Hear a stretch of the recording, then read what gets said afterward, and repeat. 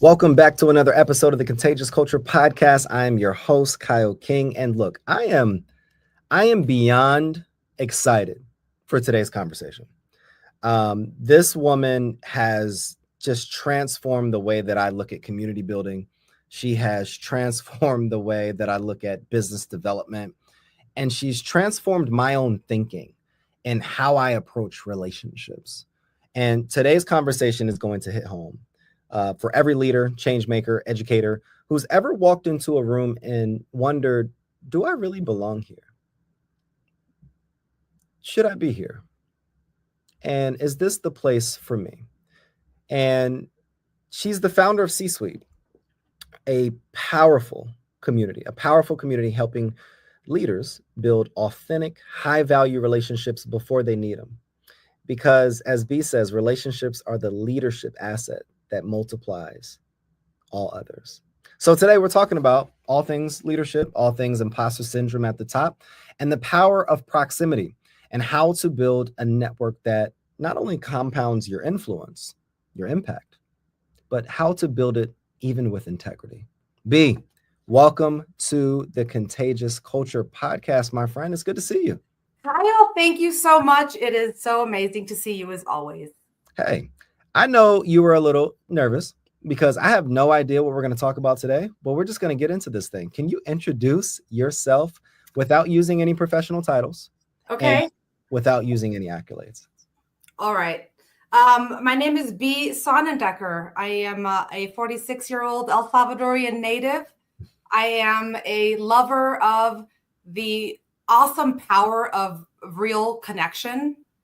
I believe that if people trust you, everything gets easier. And I am the CEO. Oh, no titles, you said. No titles. I run an executive community that has absolutely transformed my life. Where did it begin for you, B? Where did the story begin? Oh. What was your slingshot moment that really had to pull you back so that you can become the woman that you are today? That's such a good question, Kyle. Man. I think the biggest moment was when my mom died when I was 10 years old. I had an idyllic childhood. I was born in El Salvador, had an amazing extended family, was just idyllic. We moved to San Francisco when I was 7, and my mom died of cancer when I was 10. And, when your whole world shatters around you, you grow up real fast. And that was a sort of a first awakening of the awesome power of community also. You lose your mom as a 10-year-old girl. You and your dad are alone in San Francisco. The community comes around you. Your family comes around you, and you're your most authentic self in grief, I think. So I carried that power of connection and just the feeling that, at my lowest low, having people around that I trusted, it kept me going. I mean, that was sort of a big awakening for me. That's good. How has this same awakening and realization turned into the power of how you build communities today? Also a really good question. So I've been in several type of communities, right? So El Salvador is a great country. It's very different in culture to San Francisco, where I was raised in the city. Then after my mom died, my dad remarried and we moved to Silicon Valley. It was before it was Silicon Valley. It was just Redwood City and San Jose and Mountain View. But I had very different friends there. I went to a private Catholic high school. I was a scholarship kid. And I started getting access, to powerful networks, noticing sort of who gets opportunities and realizing that power of connection translates across humans, and that, again, the trust, the do I belong here, right? Like all of a sudden I was in these very different types of environments where it's still the access that got you in was being trustworthy and living with integrity and just, being an authentic human, and that's been a really powerful experience for me. One of the things that I really value in our conversations thus far, and even in this conversation, is in every conversation that I've had with you, it all comes back to trustworthy. It all Mhm. comes back to integrity. And then it all comes back to authenticity. Like I haven't talked to you and we haven't talked much, but in the conversations that we've had, those three words literally always show up. Mhm. Why is that so important to you? Being authentic, being trustworthy, and ensuring that you're showing up as someone with this value as well. I just think it makes everything easier, right? If no one's ever questioning your motives, Hmm. then you just tend to be more. I mean, it just becomes, you eliminate hidden agendas. It's important because time is more valuable to me than money at this stage in life, and trust speeds everything up, right? Like it speeds up results, and I'm a very result oriented and efficient person. Definitely. I don't like wasting time. I think, you know, an experience that you have that sort of fundamentally changes your outlook on life. It gives you a lot lower tolerance for surface conversations, and not, and the older you get, the more that's important. And I just think trust, authenticity, all of that is just you're a good human, right? And you can't really trust, especially in business, right? Like, how many of us want to do business with someone we don't trust? No, that's the truth. I think trust is the foundation to everything and anything, really. And you've built something that is a trusted brand. You've worked with 10,000, probably more than 10,000 C-suite leaders. What made you realize, though, that relationships, which I believe are the breadcrumbs to your destiny, Mm-hmm. relationships, not resumes, were the real currency of leadership? Where did I realize that relationships were the real currency of leadership? I think after 10,000 interviews, I was an executive recruiter, and I always asked people the same type of questions. How did you get your last job? Was one of them. Who are your references? Was another one, right? And a lot of times those two answers were the same. I think I just started noticing a pattern of the most successful executives I was working with. As a recruiter, when I'd ask them these questions, the common theme was the ones that were good about maintaining trusted relationships with influential people they met along their way in their career tended to be, that's where most of their opportunities would come. Wow. Right. And the ones that were dependent on me as a recruiter was it was just different. It was having to rebuild trust with strangers. And I just the relationships and trust is at the foundation of almost every decision that we make, right? Including and getting behind the scenes of seeing how executives actually make decisions. How do CEOs actually pick the Mm-hmm. people that they hire? It's not the resume. It's not a fancier resume. It's those back channel, conversations. It's a trust check. It's a gut check. It's really interesting that you say that, B, because it made me reflect even on my paper in front of me. I believe every opportunity that I've received has been because of a relationship. Mm-hmm. And it's interesting because I have this conversation with friends all the time, and they've always reminded me of like, Kyle, you haven't necessarily had to work, or like I've never really applied for any jobs or had to do certain things or any of the things that I feel like not average people, but the traditional channels of going about doing things. Mm-hmm. I've called a person in my network. I've communicated potentially my need or whatever it is that I'm trying to do. And from that, I'm then exposed to either a process on how to do it or a person that can be able to help me do it.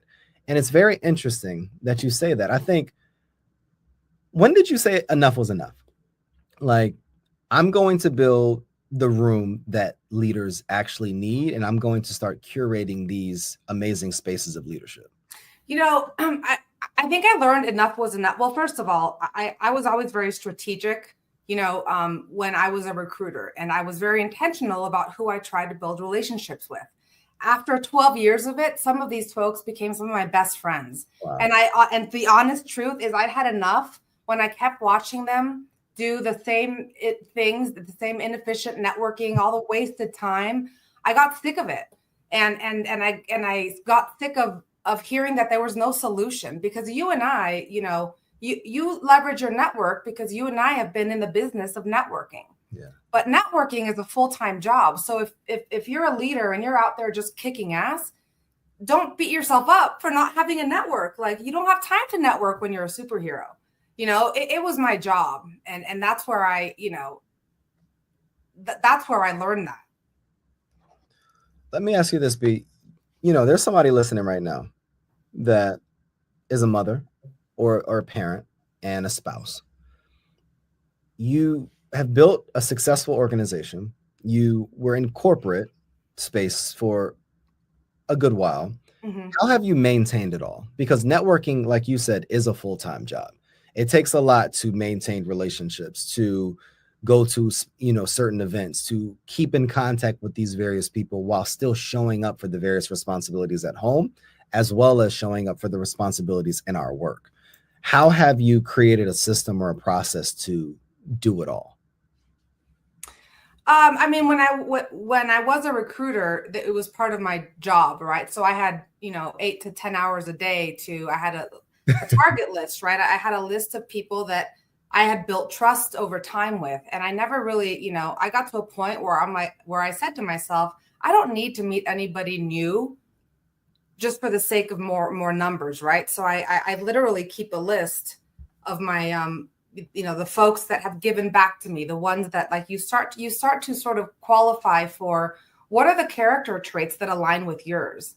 Mine are authenticity, the ability to feel like you can say anything in the room, the people that like to share their wins and their losses as a way to help, and I just gravitate to those people. And I just sort of built, that's part of why I built SuiteC, is when you only surround yourself with people that trust your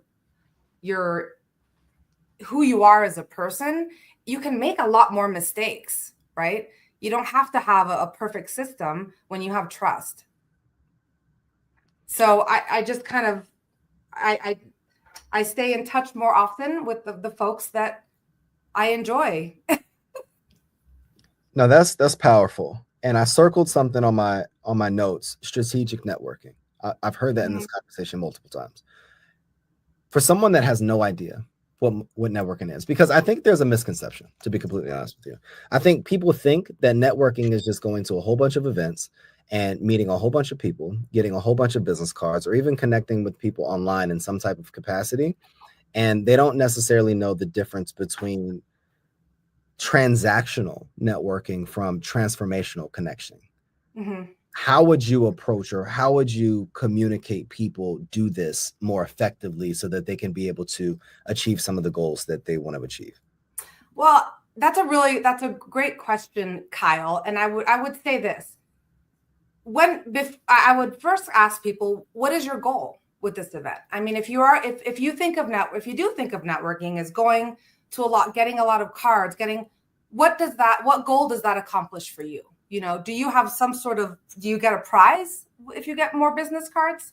Are like the more handshakes, is what do you expect that to do for your career? And I don't think people ask themselves that enough. So here's what I do know. I think that everyone who goes to network is absolutely hoping that it will end in a transaction. The smart ones know that it won't end in a transaction that day. The ones that go to that event as part of their networking strategy will eventually make the types of connections because they're building trust, right?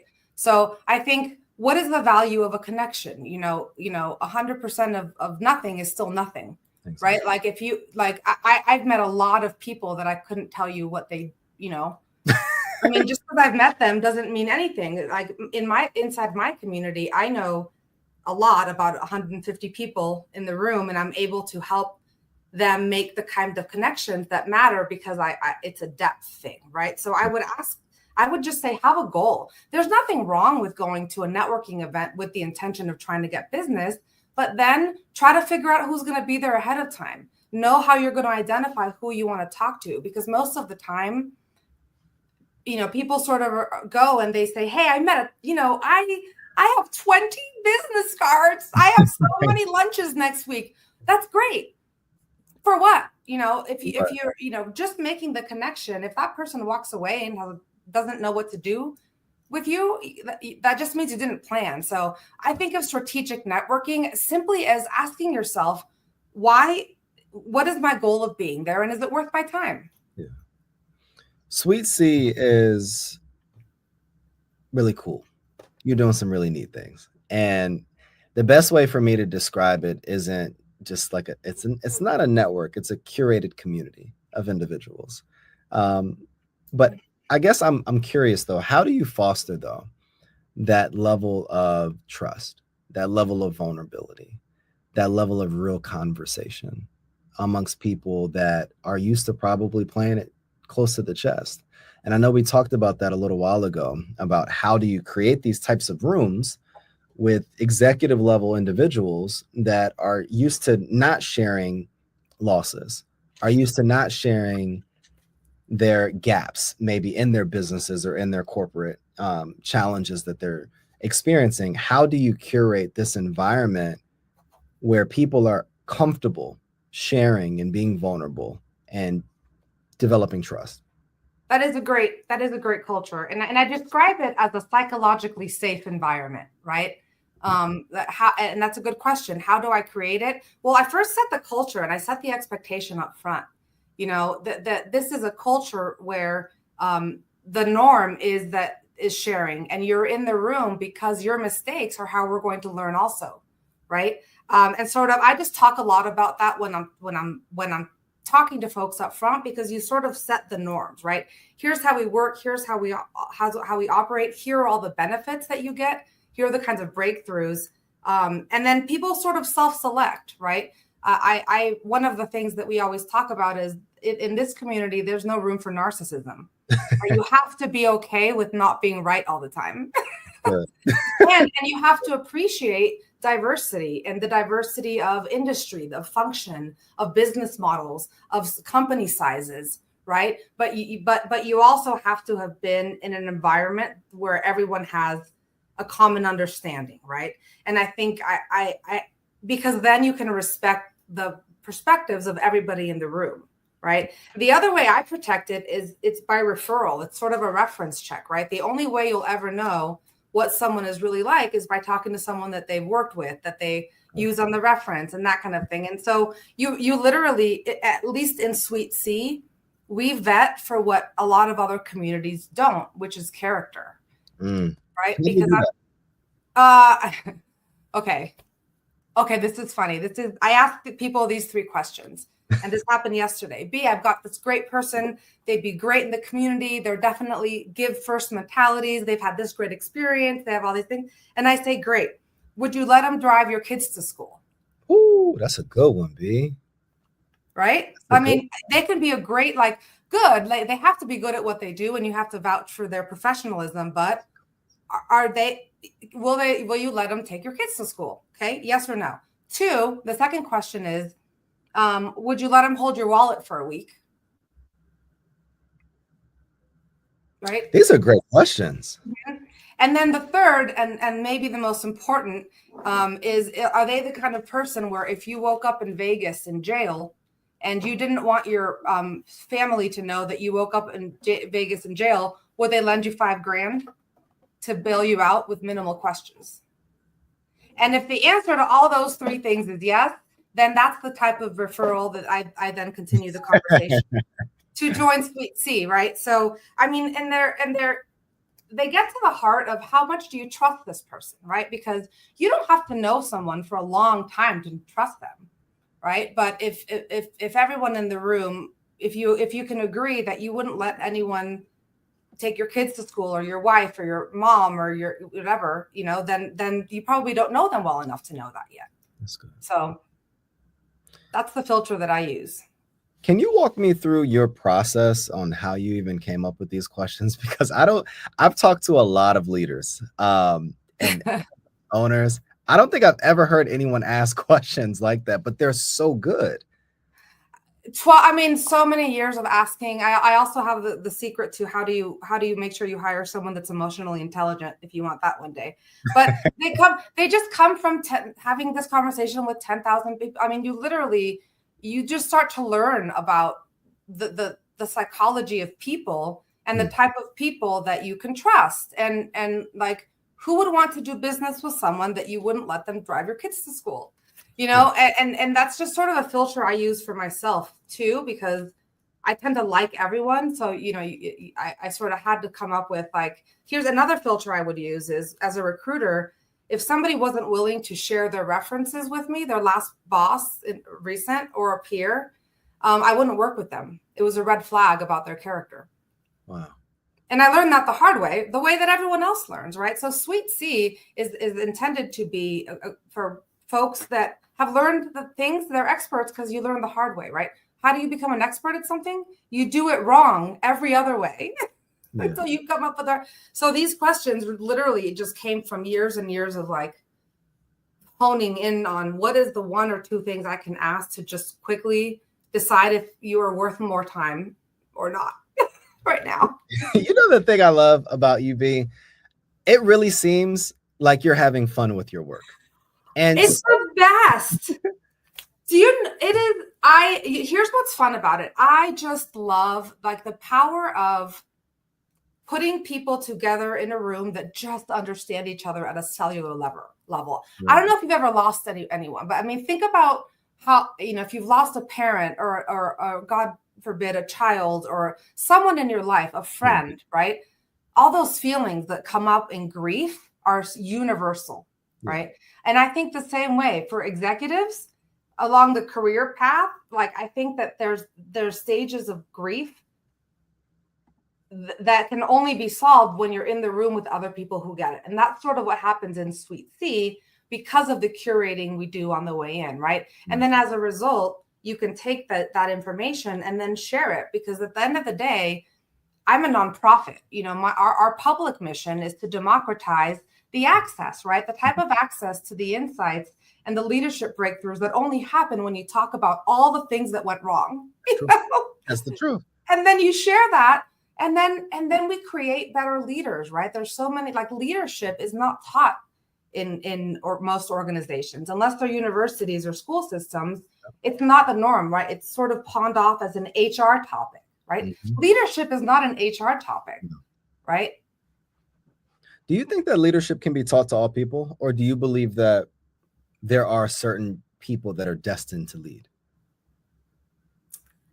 I think anybody can be a leader, right? I think there's only two types of leaders. There's an effective leader, and then there's an ineffective leader. Right?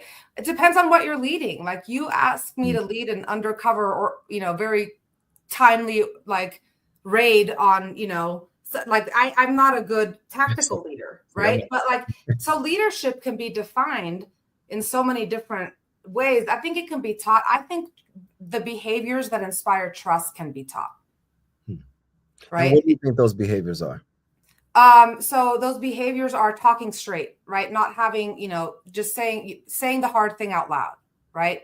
Communicating with compassion, active listening, starting, learning to not respond with, you do this and you do this, right? Understanding that the clearer instructions you give your subordinates, the more likely they are to do it the way that you want. That's good. Right? Because the understanding that they may not ask you questions because they're scared of you, just knowing that sort of unblocks folks, right? So I think leadership skills can absolutely be taught. And I think when people embrace the fact that it also makes it easier, right? Yeah. People will listen to you faster if they just trust you. Right? And they're less likely to ask you questions if they just know you have their best interest in heart. Let me ask you this. And first, I want to say I appreciate you for sharing that vulnerable story earlier about losing your mom at 10. But you've been able to create something from yourself. And you've been able to really change a lot of lives in the process. What would you say to that 10-year-old young lady that is listening right now that maybe has lost something or someone, that is feeling like they lost their world, they lost their hope, but wants to build something, had ideas, had a vision? What would you say to that person? I think I would say life is what your life is a series of choices, right? You cannot control what happens around you. You cannot control somebody dying. You cannot control somebody doubting you. You cannot change the mistakes you've already made. You cannot do anything other than choose how you're going to respond to it, right? So I would say honor the feelings that come up when they come up, because they are, but then honor yourself and your legacy and shake it off, right? So you can choose to continue to sit around and feel sorry for yourself, or you can turn it into a superpower. I chose to turn losing my mom into a superpower, right? Vulnerability, connection I craved it and I sought it, and I learned how to get it is just by being yourself and being honest and being coachable. So I would say stay coachable, and it's going to be great. Like, you can turn, it's so cheesy, but you can really do anything you set your mind to, if you can understand that just because someone says something doesn't make it true. Yeah. B, you've seen what leadership looks like at the top, what it really looks like, behind all the titles and accolades. And that's why I have people that come on, I don't even want you to talk about that first. Yeah. What is one lesson, though, that you wish every executive learned before they reached a position of leadership? Ask me again. Ask me that question again. What's one lesson? What's one lesson you wish every executive learned before they got to leadership positions? Oh, I think I wish everyone would have to take a class on self-awareness and on banishing imposter syndrome, because here's what happens.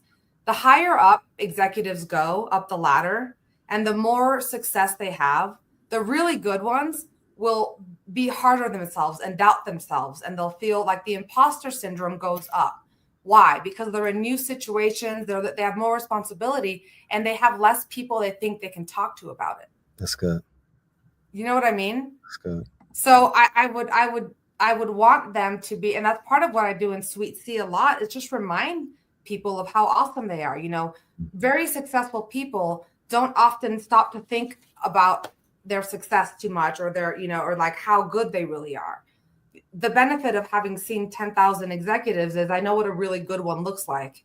And the really good ones are self-reflective and are always, continuing to do the best that they can. And they're givers, but they get a lot of time wasted.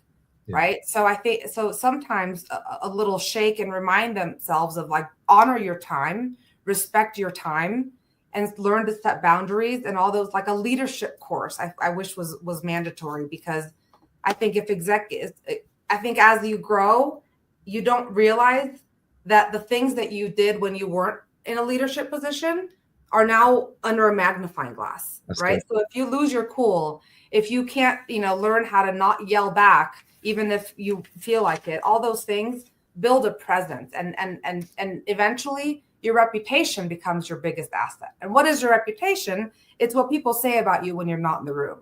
So I wish that was something that every leader really thought about, because I didn't think about it for a long time. It took some real tough lessons, and they were great lessons, but I learned them the hard way. When I think of self-awareness, I believe that I've curated an amazing list of what we call personal board of directors around me. to not just keep me on point, but to keep me accountable. I love what you said is that, life is a series of choices that you have the opportunity to make, but with any choice, just like I tell my son, there's consequences, whether good or bad, from those choices. But having that board of directors on my end has really kept me like a horse with blinders on and kept me focused towards the finish line. For leaders listening right now, what's one practical step that they can take this week to start building that kind of network for themselves so that they can be more self-aware and grow as leaders? I would, one practical step is I would literally sit down for 15 minutes and go on LinkedIn, look to see who your first connection network is, and reconnect, send a note out to 5 to 10 of them, and don't ask them. You don't need to know anything. The people that you would take with you in your next role, the people that you love the working with, your favorite boss, people that made an impact in your career, and just check in with them. Because that is the network that is going to provide 80% of your brand new opportunities, board roles, investment opportunities, coaching introductions, the perfect banker to help you solve your need. That's where it comes from, because there's already trust there. So that's where I would start as a leader. That definitely just motivated me. I have so I heard this concept. It was a while back, probably a few years. It was called Text 10 Tuesdays. And every Tuesday for the longest, I would wake up and I would send 10 text messages to various people in my network for years. I consistently did it. But I think for the last probably 4 or 5 months, I just fell off and I just stopped texting because, work builds up and kids and all these things. Yeah. I need to get back to that, B. Thank you for sharing that one. Of course. And it's hard, right? I mean, it's hard to do that, but I also don't do it without a goal, right? I mean, just reaching out to people, because that goes back to being authentic, right? So when I reach out to people, I'll think of the last conversation we had and I'll touch base on that. How's your knee from knee surgery? Just continuing to show that you care about them, I think is a really valuable thing, because then it forces you to only reach out to people you care about, and more likely those are the folks that care about you too. And just because it's been in business, when you're in the trenches with people and you're working with them, that's when you build bonds. So my immediate is stop trying to make, if you've been in leadership for more than 10 years, time flies. Check out your network. You'll be surprised. There's going to be people that you're like, oh my gosh, that person's the CEO of a Fortune 50 company, which keeps happening to me, which is amazing. But like, that's how I learned that. It's like, oh my gosh, I can't believe, little Johnny is now, No. Shout out to little Johnny. Little Johnny is going to be your boss soon, everyone. So be nice to little Johnny. No, literally. I think a lot of people listening right now probably struggle with the same things and, getting promoted, all of these different things. What's your advice for how you build trust on the way up? I believe on the way up, it's more about how you project your executive presence, right? Do you accept meetings just because someone asks you, or do you, ask for, an agenda? Do you follow up on the promises that you make? Are you calm in the storm? Do you look for opportunities to help other people that go beyond your job scope? Do you walk across the hall to marketing if you're in operations? Find out what the marketing leaders are up to. Like literally, that's how you build trust. It is the little things. Trust is not built overnight. It's, and this day of AI where you don't know whose resume is, being read, or, all this stuff, like we're going back to basics. It's back to old school meaningful conversations and reaching out in a way that's authentic. B, I just want to say this, and I have to give you your flowers publicly. Just thank you. Thank you for what you do. Thank you for your wisdom. Thank you for your heart. Thank you for how you are committed to actual authentic engagement and real connection. You sparked something in me earlier. In this age of AI and technology, we're getting further and further away. So I appreciate you for reminding me that no matter how far we rise in leadership, it still comes down to relationships and human connection. Because when we have trust, it multiplies and it allows us to really be able to curate something beautiful in our lives.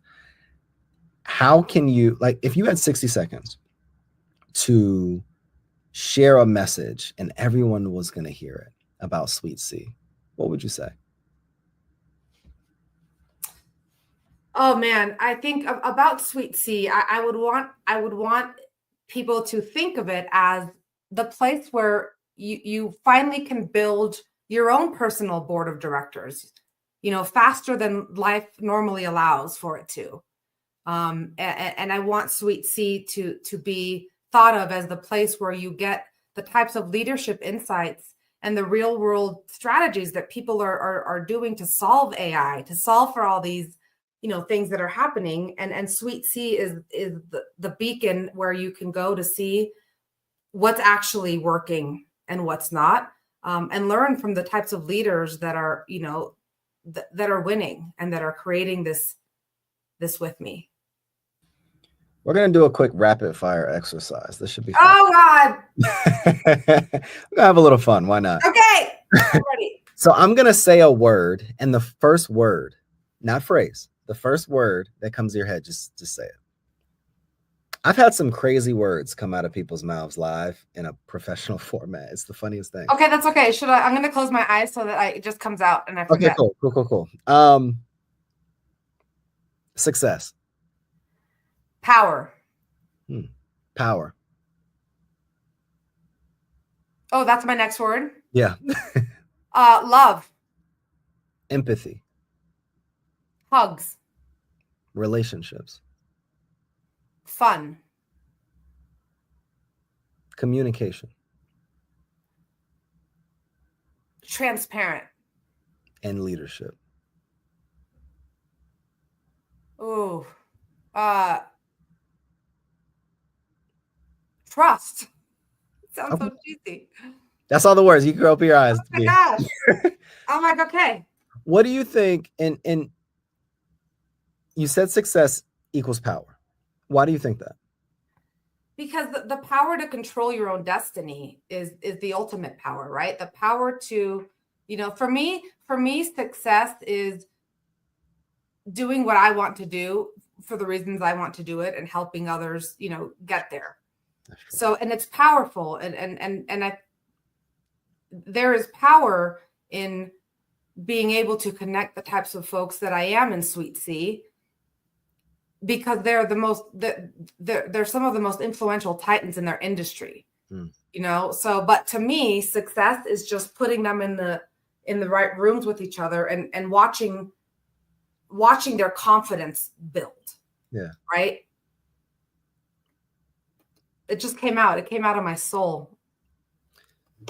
For somebody that this is their first time meeting you, who are you? What would you say to them? What would you want them to know about you? What would I want them to know about me? I'd want them to know that I am an open book. I think I'd want them to know that if there's anything you ever wanted to know about, your transition, your job, your boss, your job environment, that I have been a fly on the wall in every single sort of situation, and that I could probably help them feel better about themselves in about 30 seconds, because so much of what I see, I think maybe because I was a recruiter, so much of what I saw is the self-doubt that people walk around with sometimes. Really? Yes, that they absolutely should not. So I think I'd want people to know that I can help, that it's not them, right? That there's a reason, and there's nothing to do with them or their ability or their badassness or their value or any of that stuff. That's good. That's so good. I don't know why I have goosebumps in you saying that, but I really believe in the future of SuiteC. And I really can see visually a space where you come in and you leave completely different with this network of individuals and this this human connection and these results to be able to back it up. And then all of these people collectively come together and they're transforming communities, they're transforming companies, they're transforming environments. So I just see that for you, B. Where can people find more information about you, the work that you're doing, and this journey that you're on right now? Right now, most of what I do is on LinkedIn. I'm still in startup mode. And we're building the community organically. I appreciate what you said. I SuiteC is going to be the most, exclusive, trustworthy executive community that's out there. But that only happens when you continue to build it authentically with the right people, and trust scales faster than, any sort of tactic. So I think we're continuing to build the right relationships, the right partnerships, and doing it the right way. So I do appreciate, you're reaching out to me and the work that we're doing together. And B, you just said something that hopefully nobody steals it from us, but I see a book title that says Trust Scales. I think that is powerful. That was such a powerful statement in a set of 2 words. I can literally see that in Barnes and Nobles right now. Because we always talk in leadership and in business about this methodology and this technique and this thing, but no one's talking about trust and connection and relationships and community and how that is the very foundation that allows anything and everything to build. To work. Because think about it. No matter what methodology, no matter what book, no matter what tactic, no matter what script, no matter what, if you're doing all those things and the people that you are doing them don't trust you, then they're not listening anyway.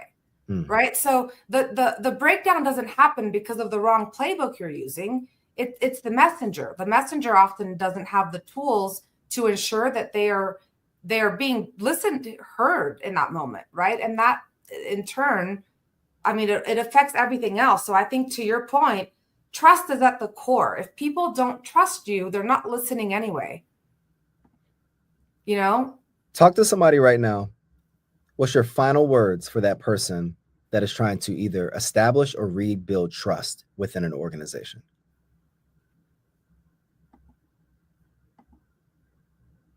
I would say you have to start with acknowledging that there's a problem. You know what I mean? That's good. In a high trust environment, it's safe to say the hard things out loud, right? Because saying the hard things out loud drives progress. In a low trust sort of environment, people don't talk because they're worried they're going to get in trouble, right? They're peacocking. They're out. So you have to start at the top. I think that's part of why I built SuiteC for C-level executives, in the boardroom or preparing the board decks, is because if leadership isn't trusted, then it's sort of like, then how do all the people below them fall in line? Exactly. Right? So I think that culture of trust and openness and high degree of accountability, shared purpose, like enabling the culture, is at everything, because marketing isn't going to solve culture problems. I think so often we chase influence and forget that influence without integrity doesn't last. And B, you've given us, in the time that we've talked, a blueprint for building something that lasts. To everybody listening, remember that trust scales. Remember that without integrity, without empathy, and without honesty and being trustworthy, you can't build something on a strong foundation.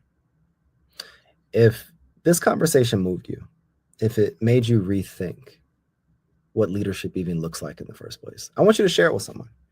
I want you to share it with someone who's walking on a similar journey.